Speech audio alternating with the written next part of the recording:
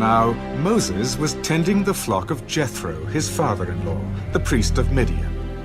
And he led the flock to the back of the desert, and came to Horeb, the mountain of God. And the angel of the Lord appeared to him in a flame of fire from the midst of a bush. So he looked, and behold, the bush was burning with fire, but the bush was not consumed. Then Moses said, I will now turn aside and see this great sight, why the bush does not burn. So when the Lord saw that he turned aside to look, God called to him from the midst of the bush. Moses, Moses. Here I am. Do not draw near this place. Take your sandals off your feet, for the place where you stand is holy ground. I am the God of your father, the God of Abraham, the God of Isaac, and the God of Jacob. And Moses hid his face, for he was afraid to look upon God. I have surely seen the oppression of my people who are in Egypt, and have heard their cry because of their taskmasters, for I know their sorrows. So I have come down to deliver them out of the hand of the Egyptians, and to bring them up from that land to a good and large land, to a land flowing with milk and honey, to the place of the Canaanites, and the Hittites, and the Amorites, and the Perizzites, and the Hivites, and the Jebusites. Now therefore, behold, the cry of the children of Israel has come to me, and I have also seen the oppression with which the Egyptians oppress them. Come now, therefore, and I will send you to Pharaoh, that you may bring my people, the children of Israel, out of Egypt. Who am I, that I should go to Pharaoh, and that I should bring the children of Israel out of Egypt? I will certainly be with you. And this shall be a sign to you that I have sent you. When you have brought the people out of Egypt, you shall serve God on this mountain. Indeed, when I come to the children of Israel and say to them, the God of your fathers has sent me to you, and they say to me, what is his name? What shall I say to them? I am who I am. Thus you shall say to the children of Israel, I am has sent me to you. Thus you shall say to the children of Israel, the Lord God of your fathers, the God of Abraham, the God of Isaac, and the God of Jacob has sent me to you. This is my name forever, and this is my memorial to all generations. Go and gather the elders of Israel together, and say to them, the Lord God of your fathers, the God of Abraham, of Isaac, and of Jacob, appeared to me, saying, I have surely visited you, and seen what is done to you in Egypt. And I have said, I will bring you up out of the affliction of Egypt, to the land of the Canaanites, and the Hittites, and the Amorites, and the Perizzites, and the Hivites, and the Jebusites, to a land flowing with milk and honey. Then they will heed your voice, and you shall come, you and the elders of Israel, to the king of Egypt. And you shall say to him, the Lord God of the Hebrews has met with us. And now, please, let us go 3 days' journey into the wilderness, that we may sacrifice to the Lord our God. But I am sure that the king of Egypt will not let you go, no, not even by a mighty hand.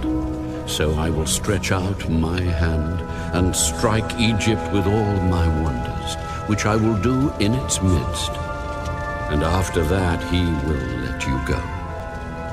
And I will give this people favor in the sight of the Egyptians, and it shall be when you go, that you shall not go empty-handed. But every woman shall ask of her neighbor, namely, of her who dwells near her house, articles of silver, articles of gold, and clothing. And you shall put them on your sons and on your daughters. So you shall plunder the Egyptians. Then Moses answered and said, But suppose they will not believe me, or listen to my voice. Suppose they say, the Lord has not appeared to you. What is that in your hand? A rod. Cast it on the ground. So he cast it on the ground, and it became a serpent. And Moses fled from it. Then the Lord said to Moses, Reach out your hand and take it by the tail. So Moses reached out his hand and caught it, and it became a rod in his hand. Oh, my Lord, I am not eloquent. Neither before nor since you have spoken to your servant, but I am slow of speech and slow of tongue. Behold, I am of uncircumcised lips, and how shall Pharaoh heed me? See, I have made you as God to Pharaoh, and Aaron your brother shall be your prophet. You shall speak all that I command you. And Aaron your brother shall tell Pharaoh to send the children of Israel out of his land. And I will harden Pharaoh's heart, and multiply my signs and my wonders in the land of Egypt. But Pharaoh will not heed you, so that I may lay my hand on Egypt, and bring my armies and my people, the children of Israel, out of the land of Egypt by great judgments. And the Egyptians shall know that I am the Lord, when I stretch out my hand on Egypt, and bring out the children of Israel from among them. Then Moses and Aaron did so, just as the Lord commanded them, so they did. And Moses was 80 years old, and Aaron 83 years old, when they spoke to Pharaoh. Then the Lord spoke to Moses and Aaron. When Pharaoh speaks to you, saying, Show a miracle for yourselves, then you shall say to Aaron, Take your rod, and cast it before Pharaoh, and let it become a serpent. So Moses and Aaron went in to Pharaoh, and they did so, just as the Lord commanded. And Aaron cast down his rod before Pharaoh and before his servants, and it became a serpent. But Pharaoh also called the wise men and the sorcerers. So the magicians of Egypt, they also did in like manner with their enchantments. For every man threw down his rod, and they became serpents. But Aaron's rod swallowed up their rods. And Pharaoh's heart grew hard, and he did not heed them as the Lord had said. Then the Lord spoke to Moses, Say to Aaron, Take your rod, and stretch out your hand over the waters of Egypt, over their streams, over their rivers, over their ponds, and over all their pools of water, that they may become blood. And there shall be blood throughout all the land of Egypt, both in buckets of wood and pitchers of stone. and Moses and Aaron did so, just as the Lord commanded.